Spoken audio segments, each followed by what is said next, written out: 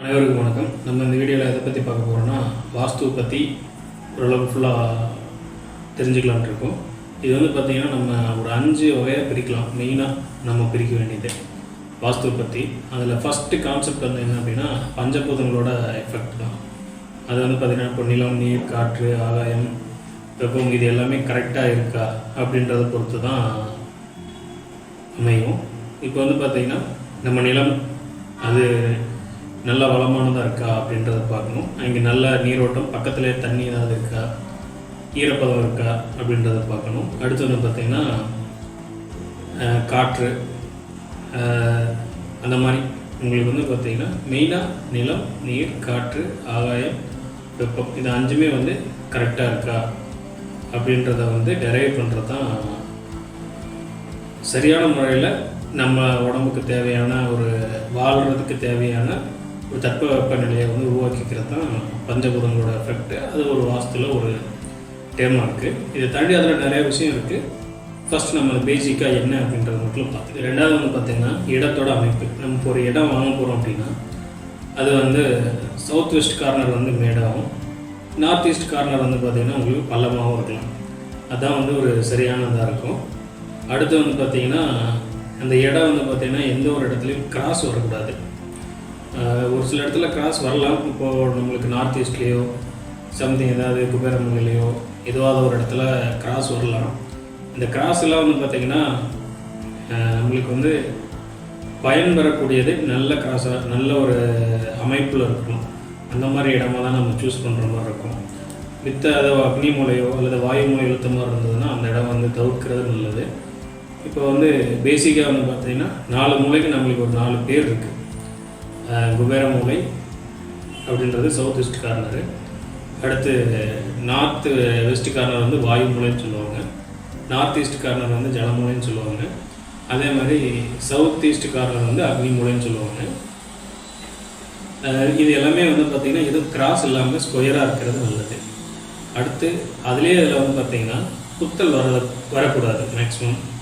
அதாவது இப்போது நம்ம இடம் வந்து பார்த்திங்கன்னா ஸ்ட்ரெயிட்டாக ஒரு ரோடு வந்து நம்ம இடத்துல டச் ஆகிற மாதிரி இருக்கக்கூடாதும்பாங்க. அது வந்து நம்ம கொஞ்சம் பார்த்துக்கணும். அதுலேயும் நல்ல குத்தல் இருக்குது, கெட்ட குத்தல், அதாவது தீமை விளைவிக்கிறது இருக்குது. நல்லதாக இருந்தால் இட்ஸ் ஓகே, ஒன்றும் பிரச்சனை இல்லை. ஒரு சில சமயத்தில் வந்து அது தீமை விளைவிக்கக்கூடியதாக இருக்கும். அதை வந்து நம்ம தவிர்க்கிறது நல்லதாக இருக்கும்.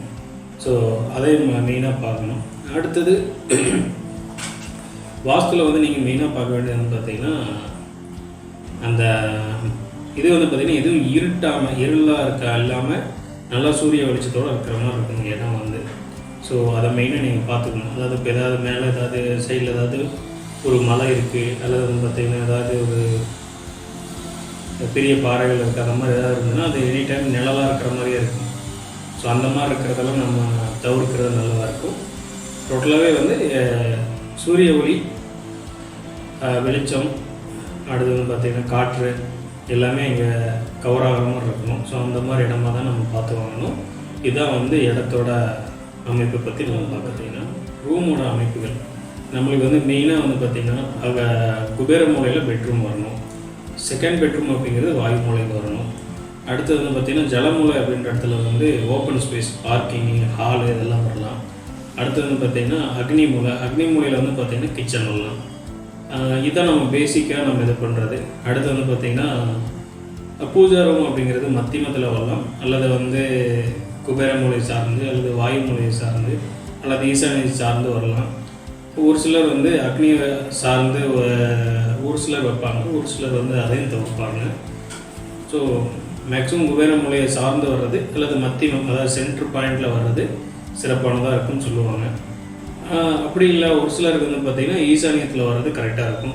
ஸோ அதான் பூஜா ரூமோட செட்டப். அடுத்து வந்து டாய்லெட் வந்து பார்த்திங்கன்னா உங்களுக்கு வாயு மூலையில் வர்றதான் சிறப்பானதாக இருக்கும். சப்போஸ் தோதில்ல ஏதாவது ஒரு கிரிட்டிக்கல் சுச்சுவேஷன்னா நீங்கள் அக்னி மூலையில் டாய்லெட் ப்ரொவிஷன்ஸ் கொடுத்துக்கலாம். அடுத்து வாட்டர் டேங்க் எப்போவுமே உங்களுக்கு ஈசானிய மூலையில் தான் வரணும்.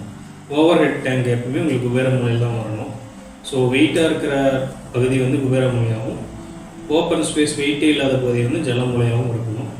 அதெல்லாம் பார்த்துக்கணும். இது இன்டெப்த்தாக போனால் நிறையா அதில் இருக்குது. அது வந்து பார்த்திங்கன்னா நம்ம இன்னொரு வீடியோவில் பார்க்கலாம் இன்டெப்த்தில். அடுத்து வந்து பார்த்திங்கன்னா காம்பவுண்ட் வால் வந்து கம்பல்சரி நம்ம வைக்கணும். நம்மளோட சைட்டில் வந்து பார்த்திங்கன்னா கம்பல்சரி வீடு கட்டுறோன்னா காம்பவுண்ட் வால் வைக்கணும். அப்போ தான் வந்து அது ஒரு முழுமையடைஞ்ச மாதிரி இருக்கும், அந்த வீட்டுக்கு வந்து குறை இல்லாத மாதிரி இருக்கும். அதையும் பார்த்துக்குங்க. அடுத்து படிக்கட்டுகள் வந்து பார்த்திங்கன்னா வாயு மூலையில் வர்றது நல்லது, அல்லது வந்து சென்டர் ஆஃப் தி பாயிண்டில் வர்றது நல்லதாக இருக்கும். அதுபோக உங்களுக்கு ஜலமூலையிலையோ அல்லது வந்து ஜலமூலையில் வர்றது தவிர்த்துக்கணும்.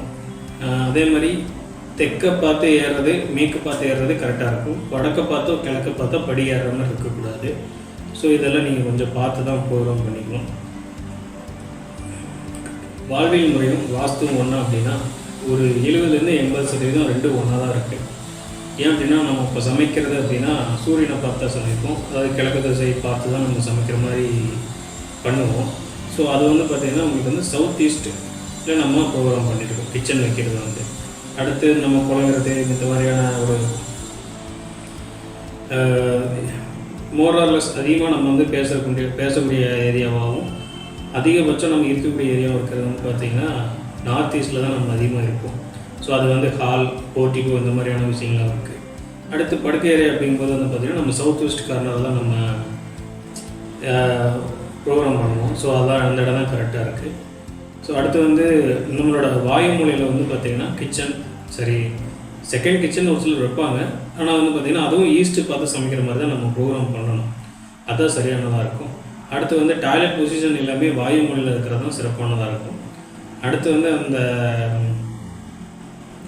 நம்ம அந்த பைப் லைன்ஸ் இது எல்லாமே வந்து பார்த்திங்கன்னா ரூமுக்குள்ள எதுவும் வராமல் அவுட்லேயே வர மாதிரி இருக்கணும், அதாவது அந்த கழிவுகள் எல்லாமே வெளியே வர்றது. ஸோ அதையும் நம்ம தெளிவாக ப்ரோக்ராம் பண்ணணும். ஸோ இதெல்லாம் வந்து பார்த்திங்கன்னா நம்மளோட வாழ்வியல் முறை தான். ஒரு சைடு வந்து தண்ணி தொட்டி இருக்கிறதாவும், ஆப்போசிட்டில் அதாவது ஜலமூலையில் தண்ணி தொட்டியும், வாயுமூலையில் வந்து செப்டி டேங்க்கும் இருக்கிறது வந்து பார்த்திங்கன்னா ஒரு சரியான அமைப்பாக இருக்கும். இதெல்லாம் நீங்கள் ப்ரோக்ராம் பண்ணி பண்ணுறது கரெக்டாக இருக்கும். 80% ஒரு 80% வாழ்வியல் முறையும் வாஸ்துவும் ஒன்றா தான் இருக்குது, அதாவது நம்மளோட கல்ச்சர் நம்மளோட செட்டப்க்கு. 5வது பாயிண்ட் வந்து பார்த்திங்கன்னா அந்த வாஸ்து பற்றி ஜோதிடமும் வாஸ்துவும் ஒன்றா மோரர்லெஸ் ஒரே மாதிரி இருக்குமா அப்படின்னா அதுவும் ஒரு 70-80% வந்து ஒன்றா தான் இருக்குது. ஒருத்தருக்கு வந்து நல்ல டைம் இருக்குது, இல்லை வாழலாம் முன்னேறான் அப்படின்னா அதுக்கு தகுந்த மாதிரியான வீடுகளும், இல்லை ஒருத்தர் வந்து ரொம்ப சாதாரணமான ஒரு லைஃப்பை வாழ்கிறான், ஒரு காம்பேக்ட் ஜோனில் தான் இருக்கான், ஒரு குறிப்பிட்ட அளவு தான் சம்பாதிக்கிறான் அப்படின்னா அந்த கிரகம் சூழ்நிலைகள் எப்படி இருக்கோ அதுக்கு தகுந்த மாதிரியான ஒரு வீட்டோட அமைப்பு தான் அவனுக்கு கிடைக்குது. இது எல்லாமே வந்து பார்த்திங்கன்னா ஒரு 70-80% உண்மையாக தான் இருக்குது. இதை வந்து தெளிவாக கணிச்சு பார்க்குறவங்க, அடுத்து வந்து பார்த்திங்கன்னா ஒரு முழுமையாக வாஸ்து பார்க்குறவங்கெல்லாம் வந்து பார்த்திங்கன்னா இதை ரெண்டையுமே கம்பேர் பண்ணி தான் பார்ப்பாங்க. ஸோ இதுவும் வந்து ஒரு 70-80% தொடர்புடையது தான். இப்போ வந்து உங்களுக்கு எந்த திசை பார்த்து வீடு கட்டணும், அல்லது வந்து பார்த்திங்கன்னா உங்களுக்கு எந்த பக்கம் வந்து ஓப்பன் ஏரியா இருக்கணும், அடுத்து மெயின் டோர் எந்த பக்கம் வைக்கணும் அப்படின்றது எல்லாமே உங்களோட ராசி பிரகாரம் தான் அமையும். எந்த மாதிரி இடம் வாங்கணும் அப்படின்றதும் உங்களோட ராசி நட்சத்திர பிரகாரம் தான் அமையும். எப்போ வீடு கட்டணும் அப்படின்றதும் உங்களோட ராசி நட்சத்திரம் பிரகாரம் தான் அமையும். ஸோ இது எல்லாமே வந்து ஒன்றோட ஒன்று தொடர்புடையது தான். பட் இதை நம்ம ஒன்றும் முழுமையாக வந்து தெரிஞ்சுக்கல, ஒரு சிலருக்கு மட்டுமே இந்த விஷயங்கள் எல்லாமே தெரியுது. ஸோ இதுவும் தொடர்புடையது தான். ஃபைனலாக வந்து பார்த்திங்கன்னா உங்களுக்கு வந்து மனையடி அப்படின்னு சொல்லி ஒன்று இருக்குது. இந்த மனையடி அப்படின்றது நம்ம சவுத்தில் தான் பார்ப்பாங்க. சவுத்தில் மீன்ஸ் வந்து இந்த கொங்கு ரீஜன் மெயினாக பார்ப்பாங்க. அதுவுமே உங்களுக்கு ஒரு சிலர் பார்ப்பாங்க, ஒரு சிலர் பார்க்க மாட்டாங்க. இது மெயின் வந்து என்ன அப்படின்னா மனையடி சாஸ்திரம் அப்படின்றது நம்மளுக்கு வாஸ்துவோட தொடர்புடையதுன்னு சொல்லலாம். அது வந்து நம்ம தமிழ்நாட்டு லெவலில் ஓரளவுக்குலாம் பார்ப்பாங்க. அதில் வந்து இன்னர் மனையடி, அவுட்ரு மனையடி, அதாவது உள்ளளவும் கரெக்டாக இருக்கணும், வெளியளவும் கரெக்டாக இருக்கணும்னு பார்க்குறவங்க இருக்காங்க. அதேமாதிரி உள்ளளவு மட்டும் எனக்கு கரெக்டாக இருந்தால் போதும், வெளியளவுகள் வேண்டியதில்லை அப்படின்றவங்களும் இருக்காங்க. அடுத்து இன்னொரு கேட்டகரிஸ் வந்து என்னென்னா அதெல்லாம் அளவுகள்லாம் ஒன்றும் பிரச்சனை இல்லைப்பா, நீங்கள் வாஸ்துக்காக அதாவது எந்தெந்த இடத்துல எது இருக்கணுமோ அதை மட்டும் அரைவ் பண்ணிக்கணும்னு சொல்கிறவங்களும் இருக்காங்க. ஸோ நம்ம நம்ம தமிழ்நாட்டை விட்டு வெளியே போயிட்டாலோ அல்லது வட தமிழகம்னு சொல்லலாம், அந்த ஏரியாவில் போயிட்டாலே உங்களுக்கு வந்து மனையடி அப்படின்றது வந்து பெரும்பாலும் இல்லைன்னு சொல்லலாம். அடுத்த இதுலேயே வந்து உச்சம் நீச்சம்னு சொல்லுவாங்க. உச்சம் அப்படின்னா டோர் வைக்கிறோம்னா டோருக்கு ஆப்போசிட்டில் ஒரு ஜன்னல் இருக்கணும். காற்று உள்ளே வருதுன்னா அது வெளியே போகும் டைரெக்டாக. அந்த மாதிரி அதாவது ஒரு சில பழைய வீடுகள்லாம் பார்த்துருந்தீங்கன்னா ஃப்ரண்ட்டில் ஒரு டோர் இருக்குன்னா அதுக்கு நேராக அப்படியே பின்னாடி ஒரு டோர் வச்சுருப்பாங்க. ஸோ அதே கான்செப்ட் தான் இதுவும். அதுவும் வந்து ஒரு சில இடத்துல பார்க்க முடியும், ஒரு சில இடத்துல பார்க்க முடியாது. ஒரு சில கிளைண்ட்டுக்கு வேணும்பாங்க. ஸோ வேணுங்கிறவங்களுக்கு நம்ம அமைச்சு கொடுத்து தான் ஆகணும். ஸோ இதுவும் வந்து என்னென்னா ஒரு ஆப்ஷனலாக தான் இருக்குது. ஸோ இதுதான் பேசிக்காக நம்ம ஒரு வாஸ்துவில் பார்க்க வேண்டியது. இது எல்லாமே ஒன்று தொடர்புடையது தான். எதுவுமே தனிப்பட்ட முறை அப்படிங்கிறதெல்லாம் கிடையாது. இதை பற்றி டீட்டெயிலாக வேணும் அப்படின்னா, இல்லை ஸ்பெசிஃபிக்காக ஒரு சில விஷயங்கள் மட்டும் எனக்கு தெரிஞ்சால் போதும், எனக்கு ஒரு சில டவுட் இருக்குது அப்படின்னாலும் நீங்கள் வந்து கமெண்டில் கேட்கலாம், அல்லது என்னோடய நம்பருக்கு கான்டாக்ட் பண்ணலாம். அதை என்னால் முடிஞ்ச வரைக்கும் நான் உங்களுக்கு வந்து எக்ஸ்பிளைன் பண்ணுறேன். நன்றி, வணக்கம்.